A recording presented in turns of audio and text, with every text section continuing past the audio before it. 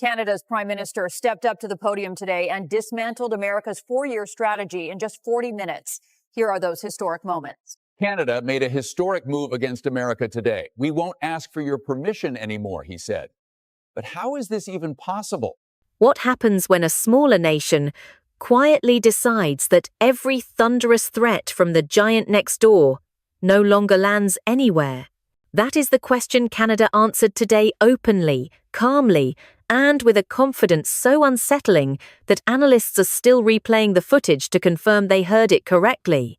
Because Mark Carney did something no Canadian leader has dared to do in decades. He didn't challenge the Southern superpower. He didn't confront it.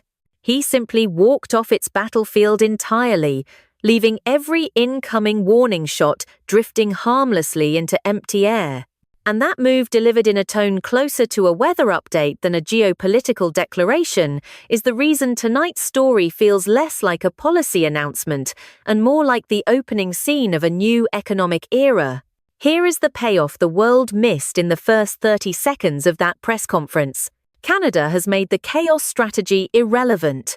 The unpredictability that once shook markets, the tariff warnings that once caused overnight panic, the fortress-style trade moves that once forced Canada into defensive crouches, they now face a country that has removed the pressure point entirely. Because Carney didn't build a counterattack. He built an escape hatch and then expanded it into a self-sustaining industrial city that needs no permissions, no imported lifelines, no sudden directional winds from Washington.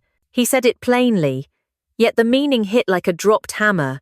Canada's future is no longer tied to Washington's decisions. In geopolitical language, that is not a sentence. That is a severing of gravity. Carney's logic is brutally simple. If leverage only works when the other side depends on you, then a nation with fewer dependencies becomes a nation with fewer vulnerabilities. And by the time he finished laying out the numbers, the new housing engine, the manufacturing ecosystem, the prioritized national supply chains, one truth became impossible to ignore. Every strategy built on pressure collapses the moment the target stops needing what you control. That is why today matters. Not because Canada pushed back, but because Canada stepped aside, and the arrows that once hit with force are now falling onto an empty field. This video will peel open every layer of that shift. How Canada built a system no longer shaped by external storms, how $1 trillion reconfiguration rewired the entire playing board, and why a single calm declaration in Ottawa may be remembered as the moment an empire of influence quietly lost its hold. It began with a sentence so ordinary that no one in the room realized the floor had shifted beneath them.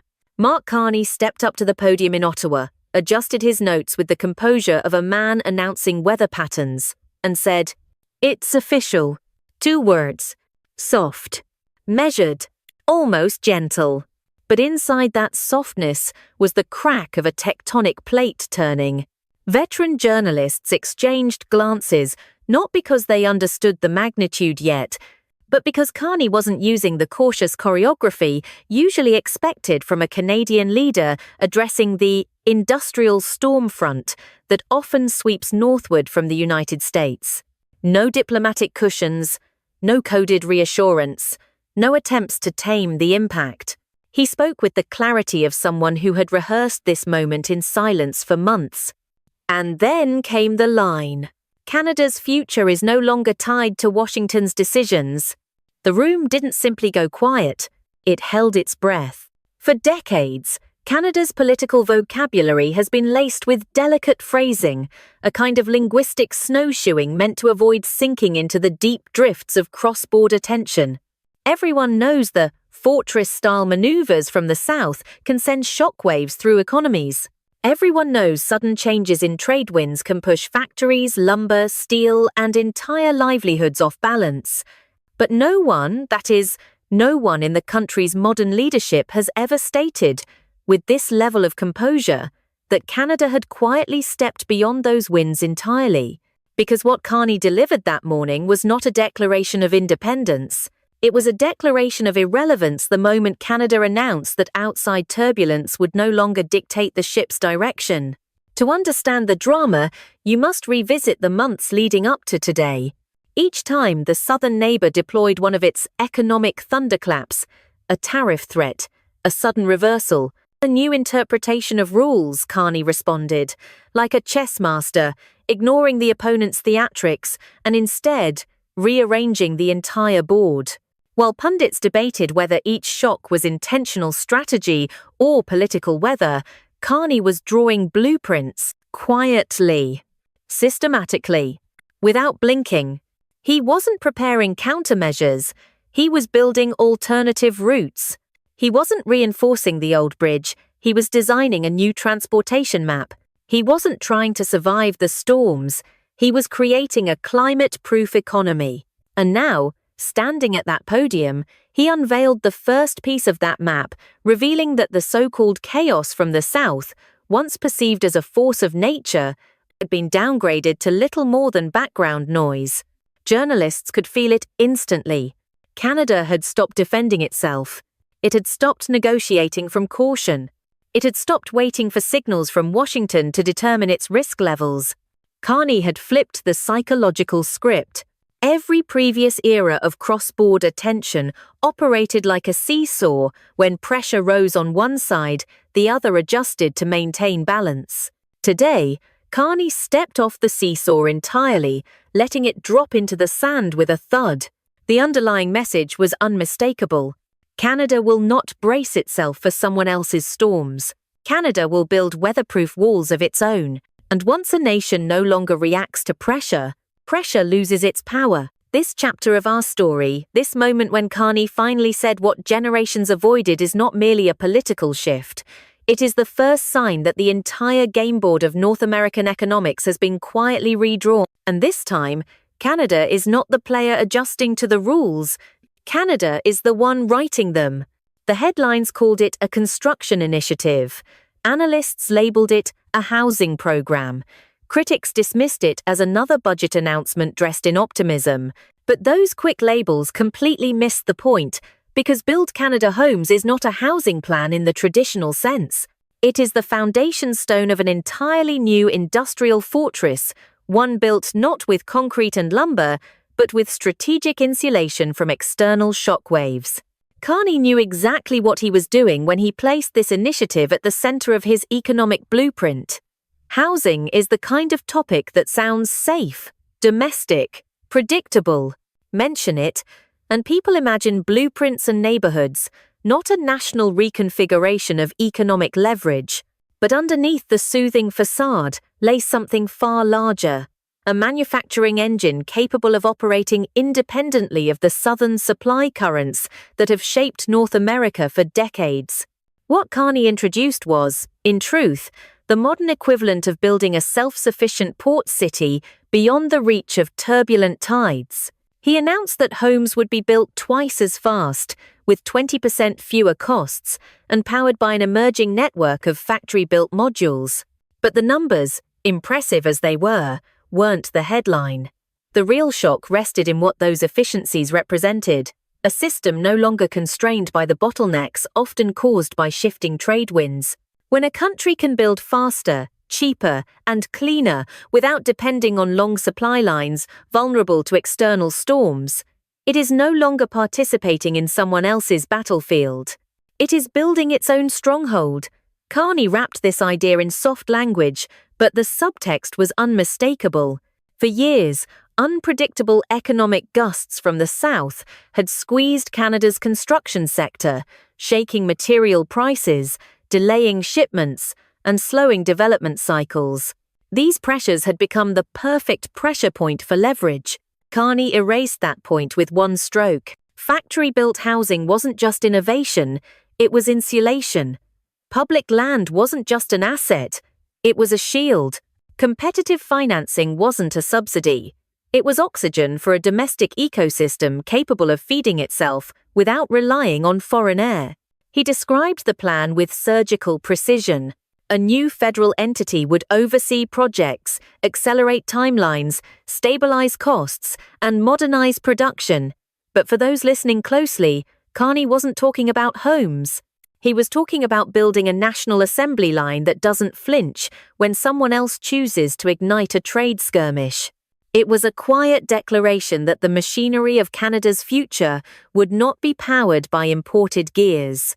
And then he added the element that transformed this from a program into a strategy: the environmental component, lower emissions by 20%, faster output, cleaner processes. In a world where sustainability is becoming a currency of its own, Canada was forging a new kind of value, one that could not be disrupted by cross-border turbulence. Because what does a fortress need to withstand external storms? Not walls, not weapons, not shields. It needs self-sustaining energy. Build Canada Homes was precisely that: an engine fueled entirely by domestic resources, domestic labor, domestic innovation. A structure that stands even if every surrounding gust turns into a hurricane. The brilliance of the plan lies in its innocence. On paper, it looks like an economic stimulus. In practice, it is a decisive redirection of industrial gravity. As Carney spoke, you could almost see the map of North America shifting. The gravitational pull that had long tugged Canada toward dependence was steadily weakening. Instead of leaning on imported materials and unpredictable market moods, Canada was building a factory-based, homegrown supply chain immune to the volatility of its southern neighbor. By the time Carney moved to the next section of his announcement, the pattern was clear.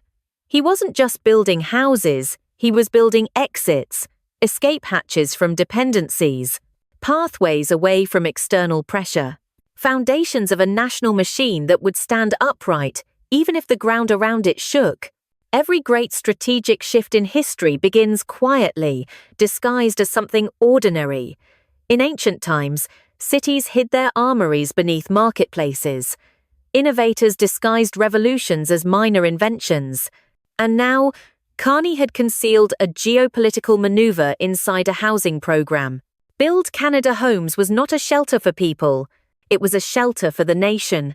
A way to ensure that when the winds of chaos return, Canada's house this time will not move. If Build Canada Homes was the hidden engine, then Buy Canadian was the moment Carney walked over to the main switchboard of the national economy and flipped it from external flow to internal circuit. He didn't slam the switch, he didn't dramatize it.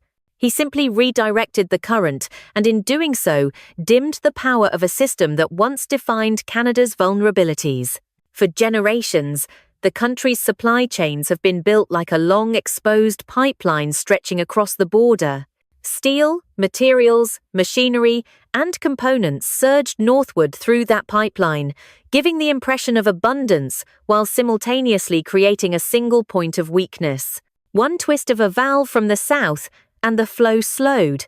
One sudden interpretation of a rule, and the pressure spiked. One unexpected declaration from a podium in Washington, and prices on Canadian shelves trembled. Carney saw the flaw in the design. Today, he quietly closed the old valve.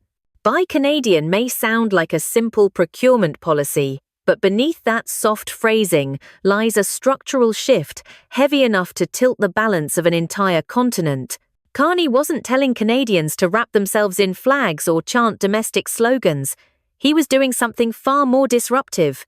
He was making Canadian suppliers the default system, not the alternative.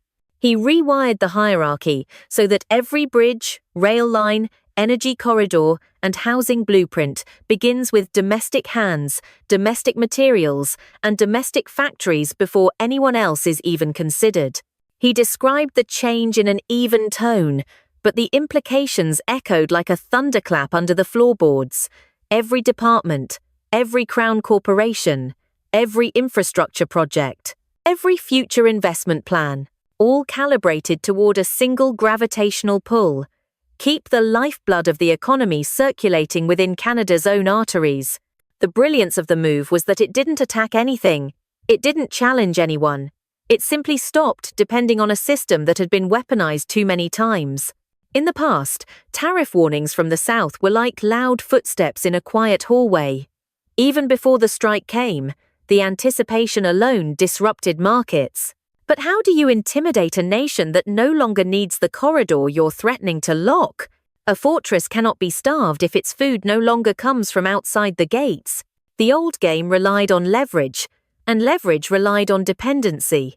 Carney built a world where the dependency narrows, shrinking with every contract rerouted to local producers, every factory revived, every production line that no longer waits for approval from beyond the horizon.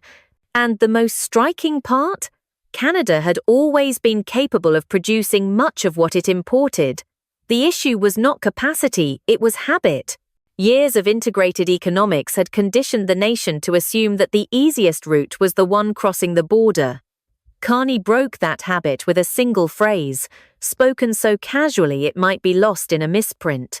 Canadian companies first. It was not a slogan, it was a reallocation of national attention. Suddenly, the supply chain no longer began in another country's industrial basin. It began in Canada's own soil, mines, factories, and innovation labs.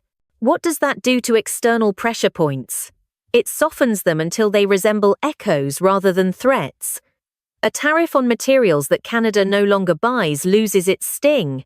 A new interpretation of a trade rule becomes a gust of wind against a sealed window. A surge of political unpredictability in Washington becomes a distant lightning flash instead of a storm overhead. The room full of journalists understood this transformation in real time. As Carney listed the projects that would become exclusively Canadian by default: high-speed rail, national defense modernization, major urban redevelopment, they recognized the map being redrawn. This was no longer a shared pipeline. It was an internal network of rivers and canals, all feeding the same basin, all controlled by domestic hands. By the time Carney finished, something fundamental had changed. Canada was no longer steering around obstacles placed by others. It was drawing its own roads, shaping its own terrain. And if another nation tried to tighten the flow from its side, it would discover that the water had already been rerouted underground, flowing independently, silently, endlessly. That is the quiet genius of Buy Canadian. It does not shout. It does not threaten. It does not provoke. It simply makes the old pressure tools obsolete. And once a pressure tool becomes obsolete, the one who wielded it loses more than leverage. They lose relevance. Until this moment, negotiations between Canada and its southern neighbour have always resembled a familiar stage play. One side with size, velocity, and pressure. The other adapting, adjusting, and plotting careful routes between the cracks. But today, inside a single exchange with a journalist, Mark Carney revealed that the script had quietly changed. The stage was the same, the actors unchanged, yet the balance of the room had flipped so completely that the old lines no longer made sense. The catalyst was an innocent-sounding question about New Brunswick's forestry sector, an industry long exposed to the unpredictable gusts sweeping up from Washington. Everyone in the room knew the statistics.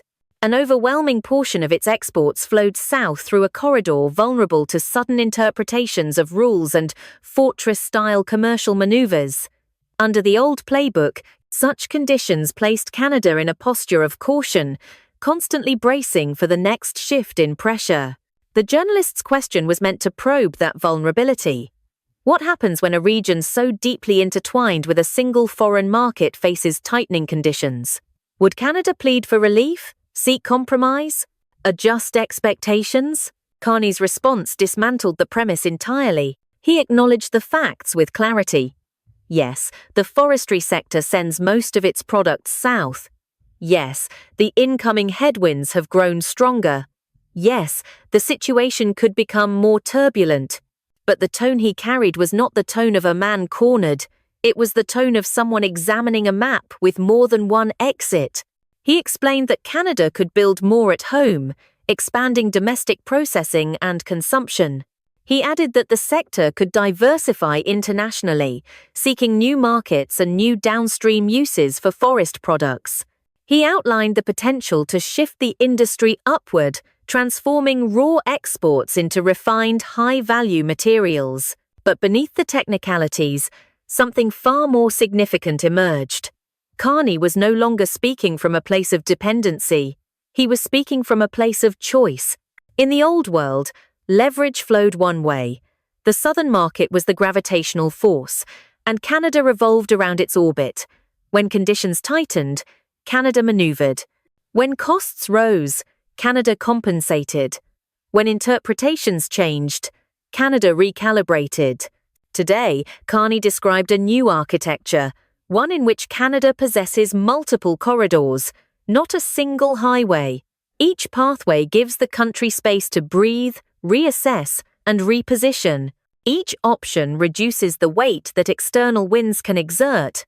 Each alternative weakens the old hierarchy. And then he added the sentence that transformed a routine policy answer into a reversal of leverage. Canada, he said, would continue negotiating with its neighbor, but those negotiations would occur in parallel with the country's new internal strategies. Not as a request, not as a plea, as a transaction. If Canada is to grant something the southern market wants, it will do so in exchange for improved access for Canadian forestry, not out of reliance, but out of equal footing. That was the moment the room shifted. Negotiation was no longer a lifeline. It was a bargaining chip. The southern economy still needs Canadian energy, materials, critical minerals, and manufacturing support. Canada had simply never positioned these assets as tools of equal leverage. But now, with internal supply chains strengthening and domestic resilience rising, Carney could finally state the truth that had long been whispered but rarely acknowledged publicly. Canada has something to trade. Something valuable. Something the other side cannot easily replicate. In diplomacy, leverage does not belong to the loudest actor. It belongs to the one with the most options. A nation that can withstand storms from the outside gains the altitude to negotiate from a higher ridge, where visibility is clearer and urgency is reduced. Carney's calm demeanor reflected that elevation. He was not defying anyone. He was standing above the clouds. What made the moment even more startling was how seamlessly he transitioned from local industries to national strategy. He spoke of structural investments, regional job creation, and new sectors rising across the country. He connected the survival of forestry towns to the growth of manufacturing hubs and the expansion of clean energy corridors. In doing so, he showed that the vulnerability of one industry would be buffered by the resilience of many others. No single region would be left exposed. No single export would hold the country hostage. By the end of the exchange, it was clear that Canada was no longer playing in a world where leverage came from size.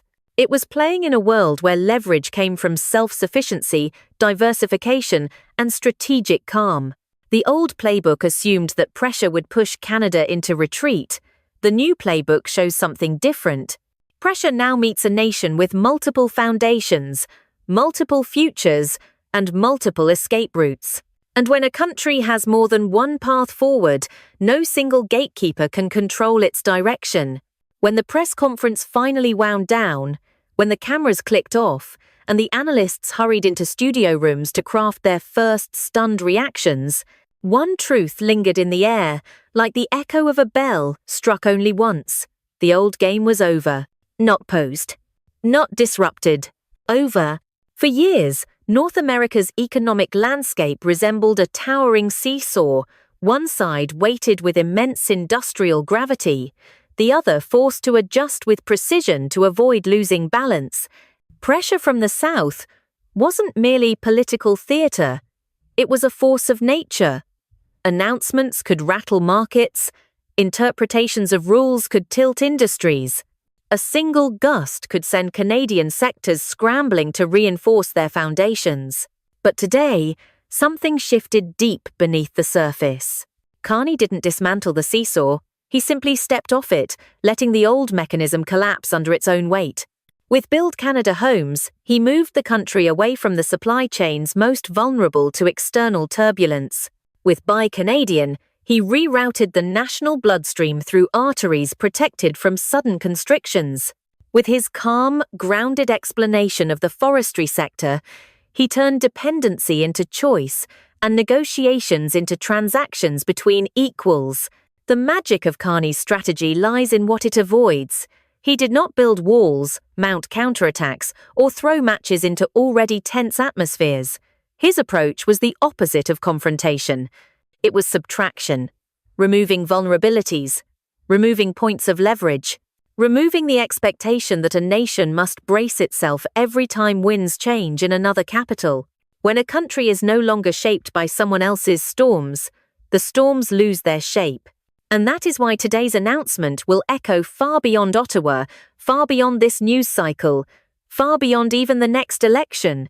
It marks the moment Canada ceased defining itself in relation to Washington's moods and instead anchored itself to its own capabilities. A trillion-dollar vision powered by domestic innovation, domestic materials, domestic ambition. A system strong enough to withstand tremors and flexible enough to outmaneuver pressure.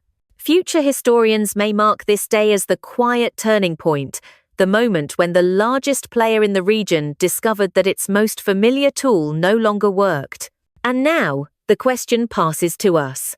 If Canada can make an external pressure strategy irrelevant simply by outgrowing it, what other nations might follow?